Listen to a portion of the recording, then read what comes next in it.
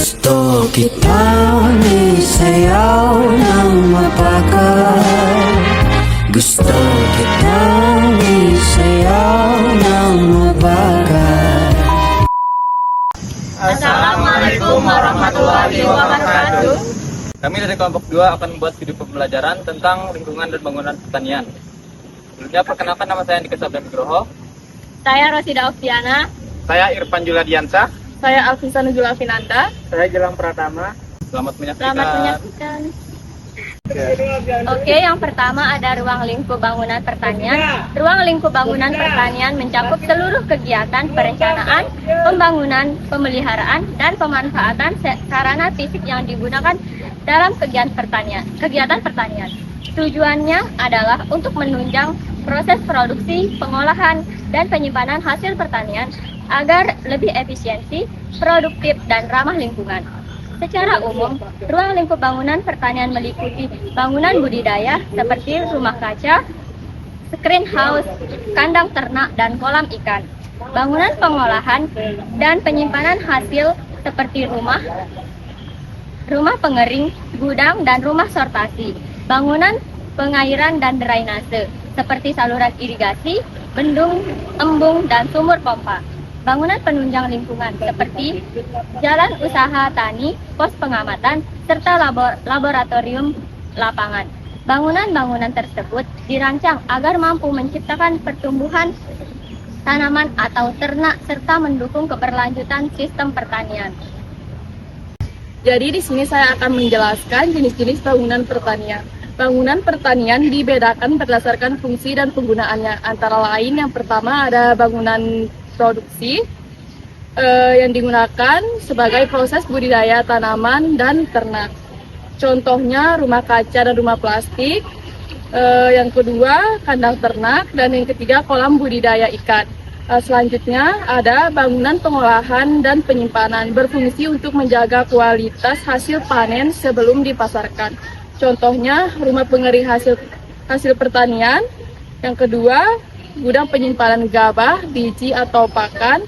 Yang ketiga rumah penggilingan dan sortasi. Selanjutnya ada bangunan pengairan dan konservasi tanah air, berfungsi untuk mengatur ketersediaan air dan menjaga keseimbangan ekosistem. Contohnya saluran irigasi, embung bendung dan sumur pompa, dan bangunan drainase. Selanjutnya ada bangunan penunjang operasional mendukung kegiatan pertanian secara keseluruhan, seperti rumah jaga, laboratorium lapangan, atau pos pengamatan iklim.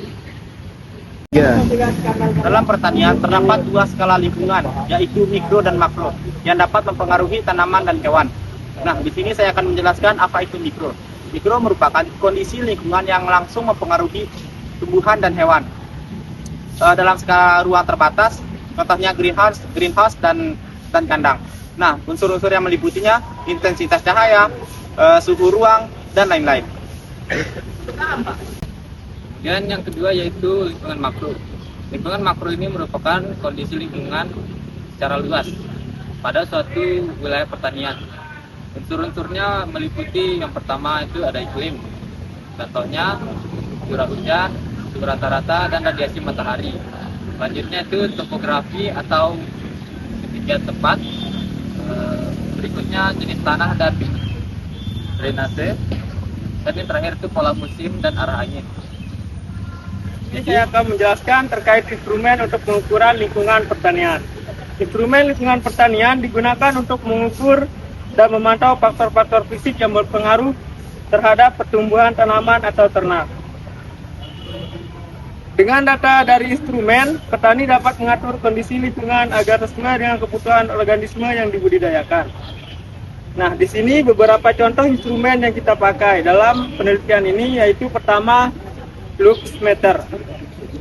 Nah, di luxmeter ini bagian utamanya ialah sensor cahaya dan layar digital.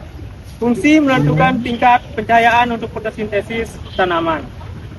Dan metode yang kedua ialah hygrometer, mengukur kelembapan udara. Bagian utamanya ialah sensor kelembapan, unit pengolah sinyal, dan layar tampil. Fungsi mengetahui kondisi udara agar sesuai dengan kebutuhan tanaman atau ternak. Dengan menggunakan berbagai instrumen ini, petani dapat mengontrol mikro kalimat pertanian, misalnya dengan membuka ventilasi, menyalakan kipas, atau menambahkan penyiraman sesuai dengan pengukuran.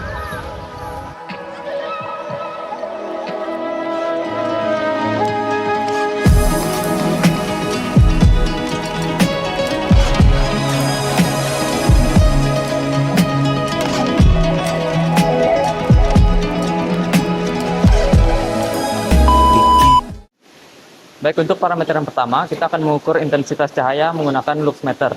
Untuk cara penggunaannya, pertama-tama kita letakkan alatnya di bawah sinar cahaya, kemudian kita nyalakan. Setelah muncul angkanya, kita tekan tombol mode untuk mendapatkan nilai pasti. Oke, untuk parameter keduanya kita menggunakan alat hidrometer untuk menentukan suhu ruangan dan kelembapan ruangan di ruangan pertanian.